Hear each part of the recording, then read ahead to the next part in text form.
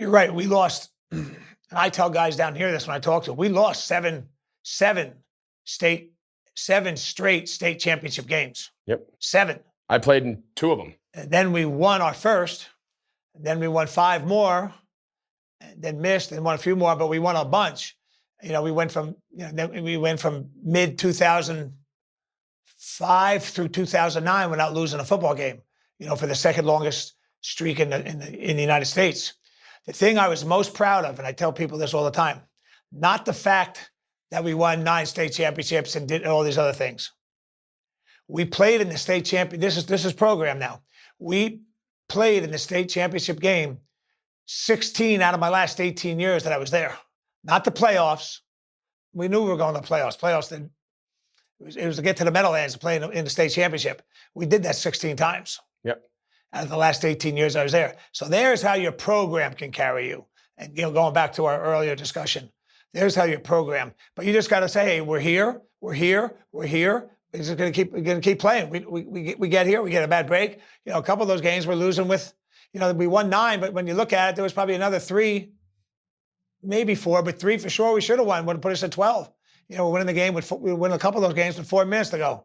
You can't lose it at that point. Yep. But getting back there. Our thing was that, okay, we want to be playing in December. If we're playing in December, we're in good shape. We got a good chance, he's got a good chance as the other guy and a heck of a lot better chance than the guys that aren't there. We won a lot, that's for sure.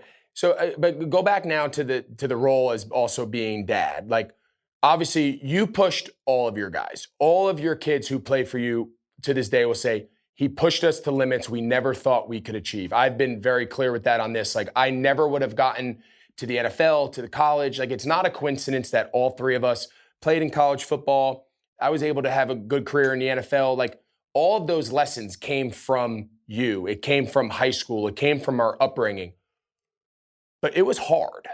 And I remember sitting there, one of the first things I ever heard, something that lasted with me the rest of my life, is you would say, no one said it's going to be easy, but it's going to be worth it. It's going to be worth it. And that was like the mantra of your program. And I think back to those days, it was hard. It was demanding. It was challenging. It was hard, and we were good players. Yep. And it was really hard for the kids who they were doing all the same hard work, and they weren't really playing much. Right. So, like, what was it about? Like, is that just how you've always been wired? Was that how you were coached? Like, how did you come every single day and never waver?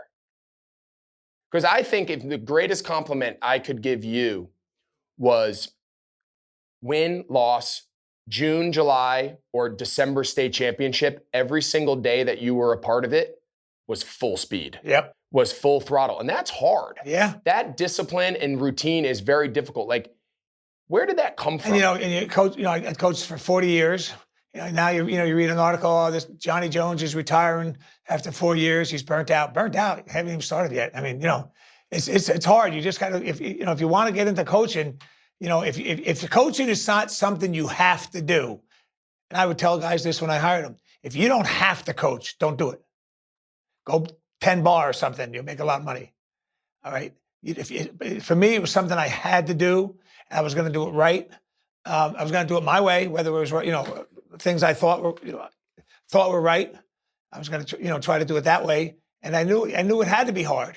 There had to be some type of, okay, now, I don't think it can be a lot of fun coming to football practice every day. And it's obviously not. But, the fun comes Friday nights when the stadium is packed and the lights go on and you're playing in front of, thousands of people. And now you go on in life.